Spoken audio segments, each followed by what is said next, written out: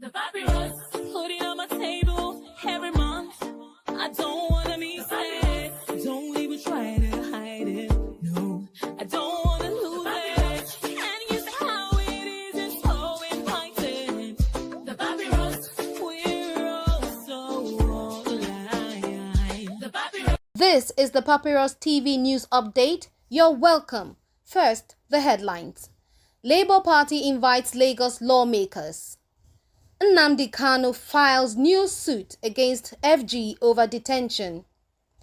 Plateau mining crisis. Illegal operations spark insecurity. Imo VAT surges by 253%, tops national growth chart. Former presidential aide passes away at 72. Supreme Court orders Governor Fubara to pay huge sum to Wike loyalist lawmakers. Yahaya Bello's name not linked to Kogi government house account, witness tells court. The details. The Labour Party LP has extended an open invitation to the 36 Lagos lawmakers who supported the removal of Speaker Mudashiru Obasa, urging them to join its push to rescue the state from APC dominance. LP's National Publicity Secretary Abayomi Arabambi criticized Obasa's reinstatement despite corruption allegations, calling Lagos a captured territory under APC's grip. He also accused Governor Sanwo-Olu of remaining silent on the impeachment saga.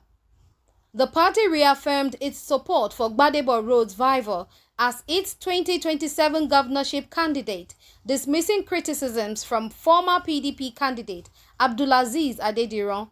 It urged Lagosians to rally behind LP to restore true democracy in the state.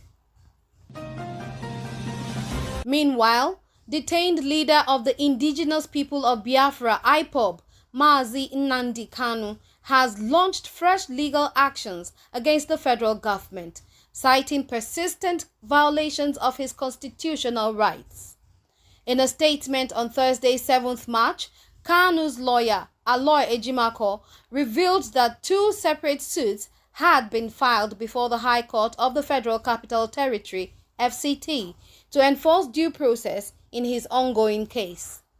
The first suit, CV/875/25, seeks to uphold Kanu's right to a fair trial and in the alternative demands his unconditional release.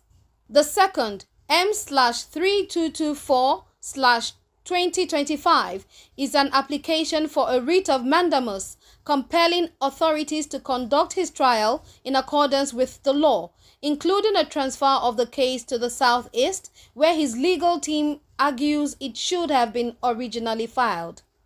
Ejimako described the legal action as necessary due to several unconstitutional and unlawful actions, including the delayed reassignment of his case after Justice Binta Murtala Nyako recused herself in September 2024. He also criticized the controversial return of the case to the same judge and the failure to commence a trial within a reasonable time. Kanu has remained in detention for nearly 4 years, with his legal battle continuing to spark debates over judicial independence, human rights, and political interference in Nigeria's legal system. Continuing, once the backbone of Plateau State's economy, mining has now become a source of crime, environmental degradation, and child labor, forcing the state government to take drastic measures. Governor Caleb Muftwang has signed Executive Order 001/2025, suspending all illegal mining activities to curb rising insecurity, child exploitation, and land degradation. Mining sites in areas like Bokos, Birkin Ladi, Riyom, Wase, and Kanam have become havens for criminal activities, including prostitution, gambling, and drug trafficking. Worse still, a growing number of children are abandoning school to work at these sites. The Gbongwon Jos, the Jacob Gang Buba, raised alarm over the situation, warning that the high number of out-of-school children due to mining poses a severe threat to the state's future. The government's new Technical Committee on Mining Reform, chaired by the Commissioner for Justice, Philemon Daffy, will oversee the enforcement of regulations to restore order in the sector. Security agencies have been directed to strictly enforce the suspension, while stakeholders including traditional rulers and community leaders have been urged to support the initiative. While the crackdown aims to curb illegal operations, concerns remain about the livelihoods of legal miners and other businesses that rely on the industry. Experts suggest that better regulation, enforcement, and community engagement will be key to balancing security and economic interests in Plateau's troubled mining sector. Progressively, Imo State has recorded an unprecedented 253.63% increase in its value-added tax (VAT) contributions within a month, marking a major economic milestone.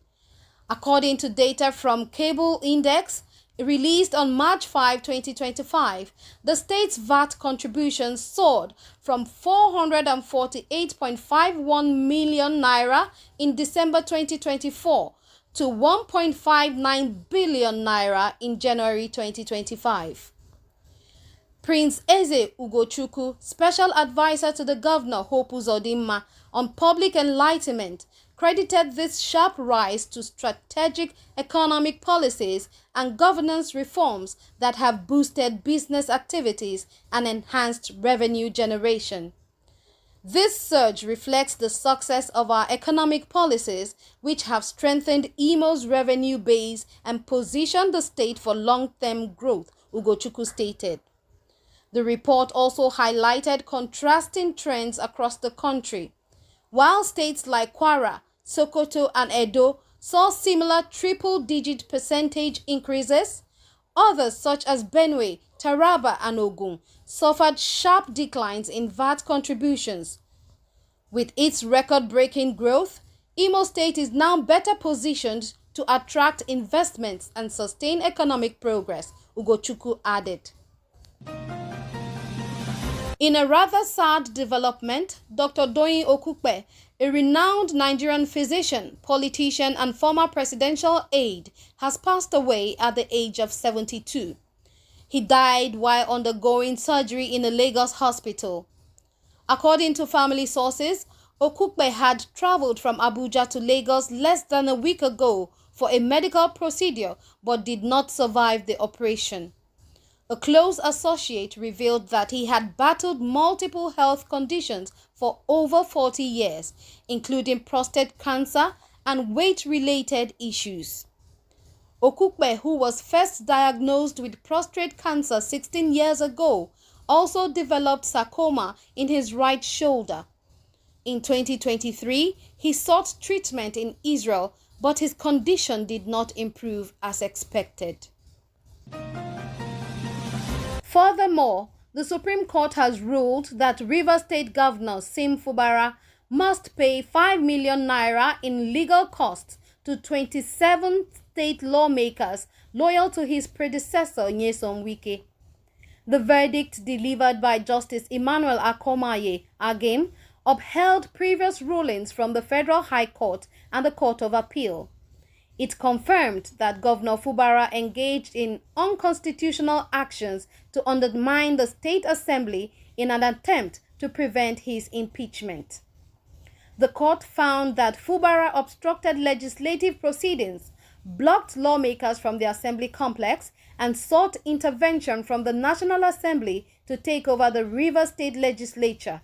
It also ruled that the 27 lawmakers remained legitimate members of the Assembly, dismissing claims of their seats being vacant due to defection. Justice Agim criticized Fubara for dismantling governance over fears of impeachment, concluding that his actions were detrimental to constitutional democracy. Conclusively, a compliance officer with the United Bank for Africa (UBA), Mrs. Abimbola Williams, has testified in court that former Kogi State Governor Yahaya Bello was not listed in any documents related to the Government House Bank account.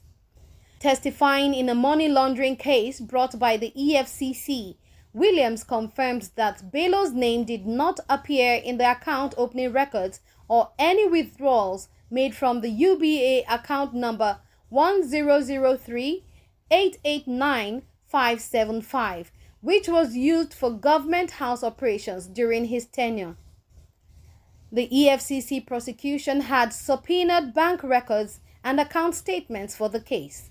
The witness read out a series of check withdrawals but stated that none were linked directly to the former governor. The papyrus.